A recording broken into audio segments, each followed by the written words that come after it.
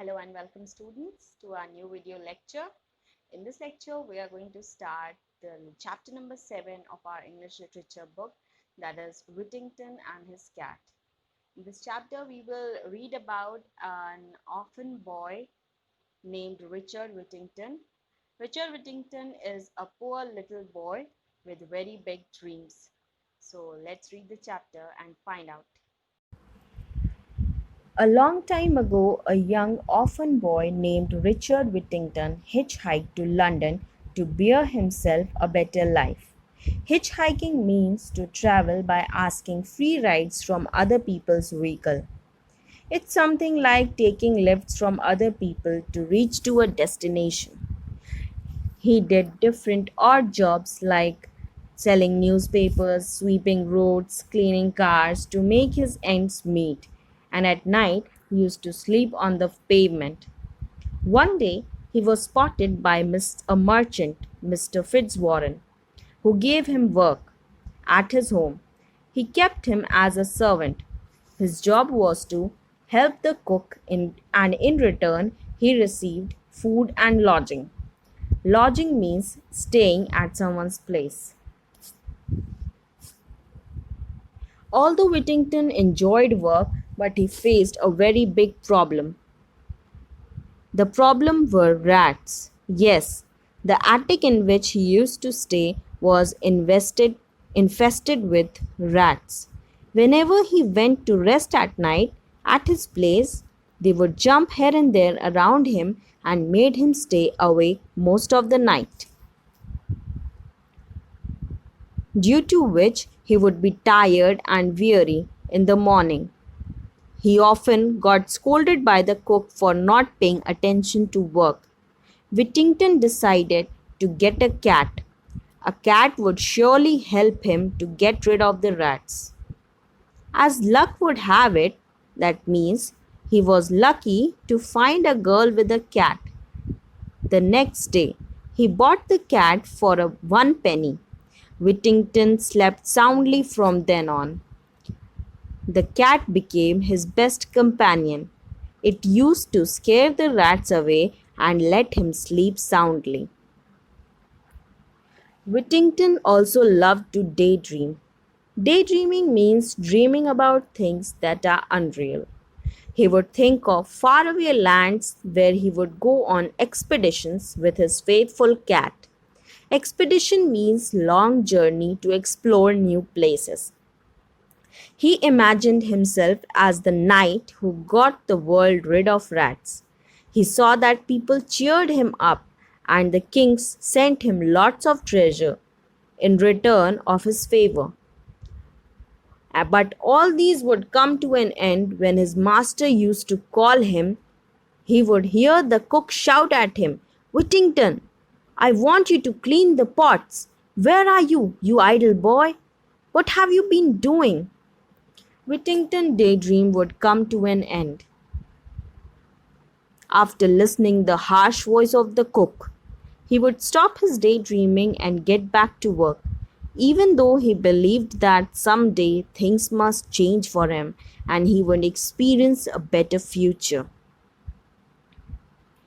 After some days, Mr. Fitzwarren's ship was ready to sail and he called for his servants. It was a custom in his business that everybody used to give some or the other thing that they owned or they had and made it to be sold in the foreign lands. And whatever money all those items bore would be given to the particular person, the captain would return with the money for it. Poor Whittington had nothing that he owned or he had made. All he had was his companion cat. He gave the cat to the captain, and the ship sailed along. Soon the sailors were facing a big problem. The ship was full of rats. They nibbled at the food and tore the clothes. The sailors were very irritated and troubled. The captain had an idea.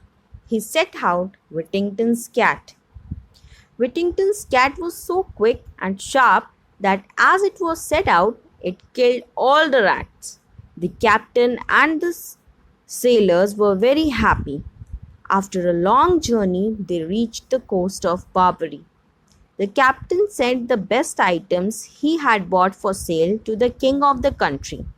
Soon the king invited the captain to the palace for dinner.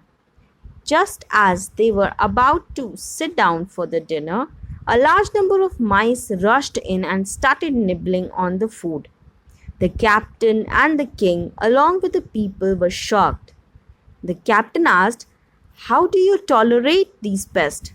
The king replied that we are helpless. These rats are so troublesome. I have offered a huge reward to anyone who would help us to get rid of the rats, but nobody has been able to do anything. Soon the captain remembered Whittington's cat and said, "Do not worry, Your Majesty. I have the perfect solution for your problem." The king said sadly, "You do not understand. These pets, these pests are in thousands, and we have tried everything." The captain reassured the king, "I promise you all will be fine and your country will be free of these mice." Soon he went back and he returned with the cat. As soon as the cat saw the rats, she jumped out of Captain's arms, and in a few minutes, half the mice lay dead at her feet, and the cat was as fast as lightning. The rest of the mice scampered away in terror. The king was rejoiced to see that the problem that had been troubling him since days was finally sorted. The king was so happy that he ordered the ships to be loaded with all the treasure it could carry. The captain set the sail back to London. He rushed to his master Fitzwarren and said, "Sir, I have a good news from your ship," and showed him the ship laden with treasures. He told him the story of the cat, how it helped him on the ship, and how it blazed and killed the mice at the palace. He showed him the riches the king and queen had sent for Whittington. As soon as the merchant heard this, he called out to his servants, "Go, call Whittington and tell him his fame. You all must call him Mr. Whittington now, because he is no longer a poor boy." When he saw the treasure, Whittington was stunned. His long cherished dream had come true. He begged to his master to take part of the riches, but Mr. Fitzwarren said that it's all that your cat has bore for you. You deserve all of it.